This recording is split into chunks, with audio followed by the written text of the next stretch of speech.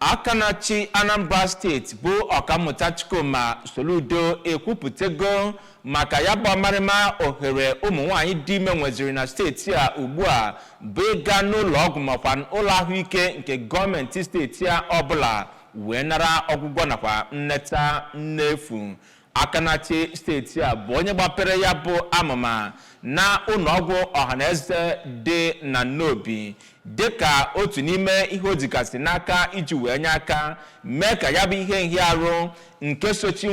ewepụrụ ya bụ ego eji akwado mmanụ agbụde n'ala anyị a harazia makwa mbelata etu o si ahịa ndị mmadụ ahụ ka eji ike abana kọtapụrụ gị akụkọ a.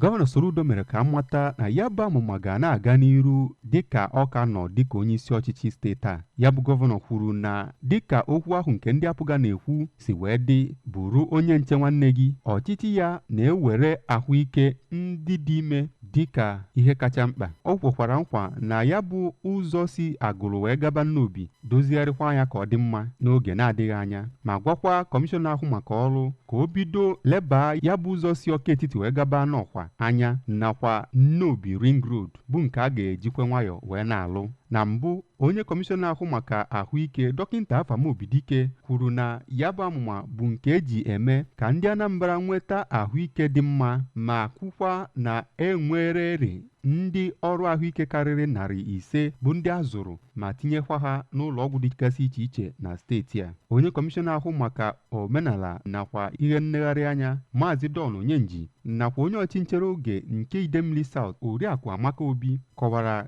gọvanọ anyị dịka onye nwere obi ọmịiko ma tokwa amụma dị iche iche nke ọ na-eweta na steeti a.